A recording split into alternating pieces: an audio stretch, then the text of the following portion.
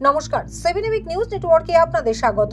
Ration বন্টন দুর্নীতি কাণ্ড সহ এখনো পর্যন্ত যে কটি জায়গায় একাধিক দুর্নীতি কাণ্ডে কেন্দ্রীয় গোয়েন্দা সংস্থা তল্লাশি অভিযান চালিয়েছে সেগুলি সবই আদালতের নির্দেশে। আর আজ সকাল থেকে ফের উত্তর 24 পরগনা এবং কলকাতার একাধিক জায়গায় রেশন দুর্নীতি তদন্তে অভিযানে নামলো ইডি, যার মধ্যে রয়েছে উত্তর 24 পরগনার সন্দেশখালী বিধানসভার সরবেরিয়া গ্রাম।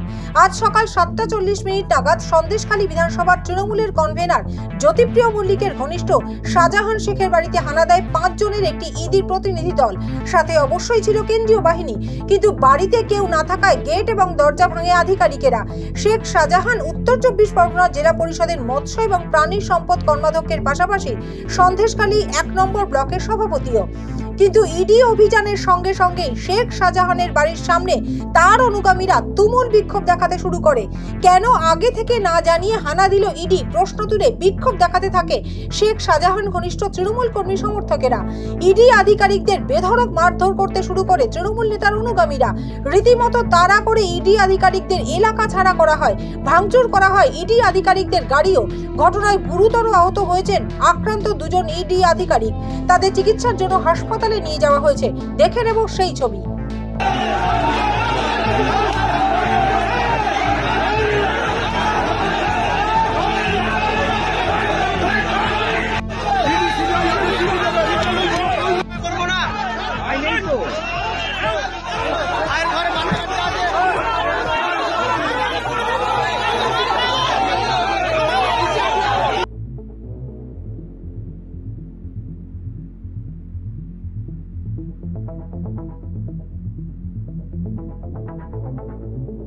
क्या करूं वो तो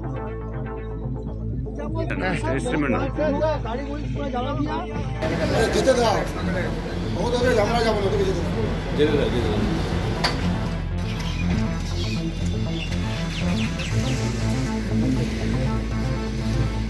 আস্তে আস্তে আস্তে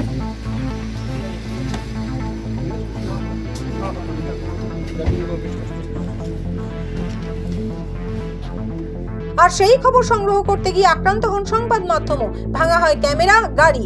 এরপরেই সন্দেশখালীতে ইডি আধিকারিকদের উপরে হামলার ঘটনায় তৎপর হয়ে ওঠে পুলিশ প্রশাসন।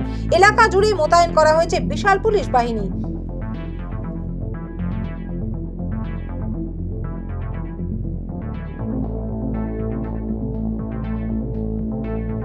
শান্তনু বিশ্বাস, 7 এবিক নিউজ নেটওয়ার্ক, সন্দেশখালী। আরো বিভিন্ন খবরের আপডেট জানতে হলে অবশ্যই সাবস্ক্রাইব করুন 7 এবিক নিউজ নেটওয়ার্ক চ্যানেলটি, কারণ আপনাদের একটা সাবস্ক্রিপশন আমাদের কাছে অত্যন্ত মূল্যবান। জয় হিন্দ।